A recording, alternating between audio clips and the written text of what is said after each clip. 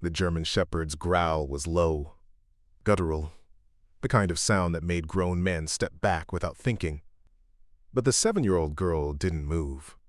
She stood there behind the rusted dumpster, her pink backpack sliding off one shoulder, staring at the creature pressed against the brick wall. What happens next between this little girl and this broken animal will change everything you think you know about trust. The dog's ribs jutted out beneath matted fur caked with mud. Its left hind leg hung at an angle that suggested pain older than days. But it was the rope that made Lily's breath catch. A frayed length still knotted tight around the animal's neck, the skin beneath raw and weeping. The other end was torn, not cut. This dog hadn't been released. It had escaped. Lily should have run. But something in the dog's eyes stopped her. Not the fear, though there was plenty of that. Something else. Something that looked almost like recognition. She crouched down slowly. "Hey," she whispered. "It's okay." The growl faltered. She extended her hand, palm up, the way her grandfather had taught her. The German Shepherd's nostrils flared. And then, slowly, the dog lowered its head. Her mother's face went pale when Lily finally appeared at the pickup line with a limping German Shepherd following 3 feet behind her. "Absolutely not." Rachel's hands gripped the steering wheel tight. "Mom, he's hurt. He needs help." 3 days. That was the compromise. Dr. Hensley examined the dog on their back porch that evening. "These wounds aren't from another animal," the vet said quietly. "Someone did this. Probably fighting, based on the scarring. That little girl right there, she's the best medicine he could have." The 3 days turned into 2 weeks. Lily named him Scout. He slept outside her bedroom door every night, walked her to the bus stop every morning, waited at the same spot every afternoon. But there was one person Scout never warmed to. Rachel's brother, Garrett, visited every few weeks. He'd been helpful since the divorce, fixing things around the house, bringing groceries, offering to watch Lily when Rachel worked late. But from the moment Garrett stepped through the front door that 3rd week, Scout changed. The fur along his spine bristled. A low rumble built in his chest. His body positioned itself between Lily and her uncle with deliberate precision. "Whoa." Garrett stepped back, hands raised. "What's with the attack dog?" "He's not an attack dog," Lily said defensively. "He's just protective." Rachel apologized repeatedly. She locked Scout in the backyard during Garrett's visits after that. But even through the glass door, Scout watched. His dark eyes never left Garrett's movements, tracking him through the house like a predator observing something it didn't trust. "That dog's dangerous," Garrett said one evening.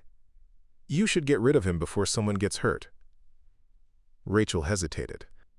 "He's been good for Lily. She's happier than I've seen her in months." "Happy until he snaps." Garrett's voice was harder than usual. "Dogs like that, they don't forget what they learned. Violence is in their blood now." But Lily overheard. And that night, she wrapped her arms around Scout's neck and whispered promises into his fur that she would never let anyone take him away. The truth began revealing itself in pieces. It started with a phone call 3 weeks after Scout arrived. Rachel answered to find a woman's voice, trembling and uncertain, asking about a German Shepherd that might have been found near Millbrook Elementary. "My husband's dog went missing," the woman said. "About a month ago. I saw your flyer at the grocery store." Rachel's stomach tightened. "Can you describe him?" "Big. Male. Brown and black markings. He has scars. On his sides." The description matched perfectly. Rachel felt her heart sink as she imagined telling Lily that Scout had an owner, that he would have to go back. But something in the woman's voice made her pause. How did he go missing? Silence stretched across the line. Then, barely audible, he ran. During a storm, the rope, it finally broke. Rachel's blood went cold. The rope around his neck? Another long pause. "Please," the woman whispered. "Please don't give him back to my husband. I called because I needed to know he was safe. That's all. He's safe now. Isn't he?" The woman hung up before Rachel could respond. That night, Rachel sat on the back porch watching Scout rest his head in Lily's lap while she read aloud from a picture book. The dog's eyes were half closed.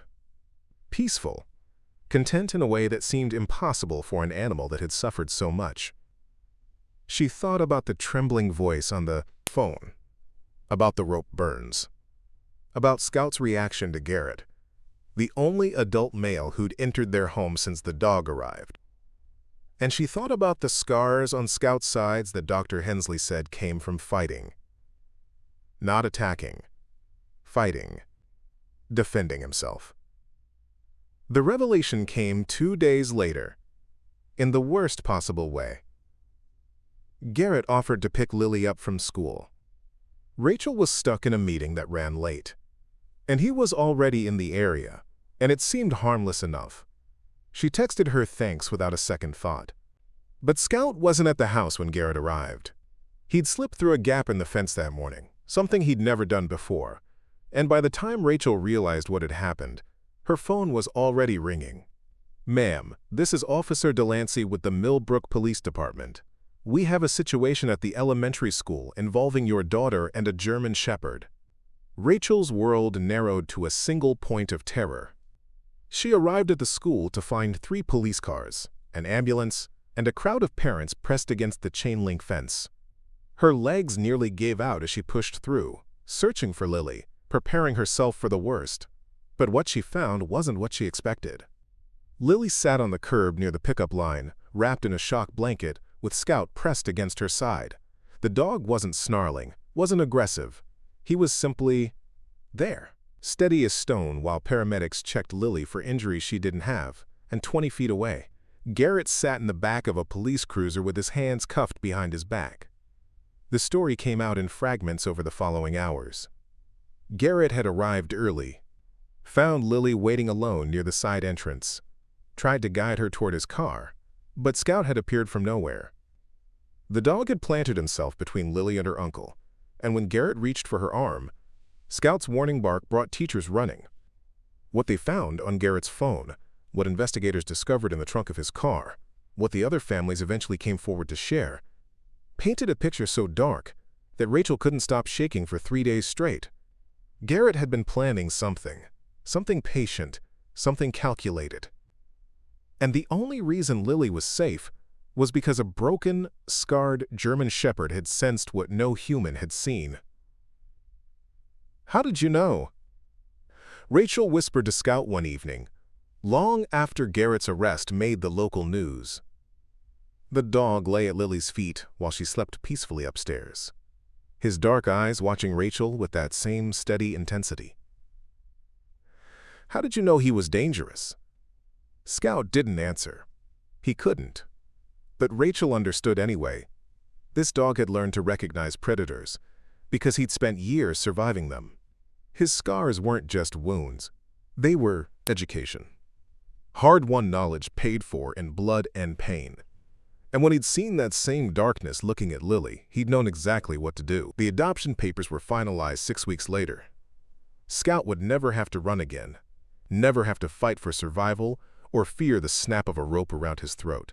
He had a home now, a family, and a little girl who'd looked past his scars and seen something worth saving. On the day the papers were signed, Lily knelt beside Scout in their backyard and pressed her forehead against his. "I knew," she whispered. "I knew you were good. From the very first moment." Scout's tail wagged slowly. His tongue licked her cheek. And in his dark eyes, there was something that looked almost like peace. Some rescues go both ways. Lily had saved Scout from the streets, from starvation and pain and the lingering trauma of cruelty. But Scout had saved Lily from something far worse. Something that had been hiding in plain sight, wearing a familiar face, waiting for the right moment. Trust isn't always logical. Sometimes it speaks in growls and raised hackles, and instincts that can't be explained. Sometimes the most broken creatures are the ones who see the clearest, because they've learned what danger really looks like. And sometimes, a 7-year-old girl and a scarred German shepherd find each other behind a dumpster and change everything.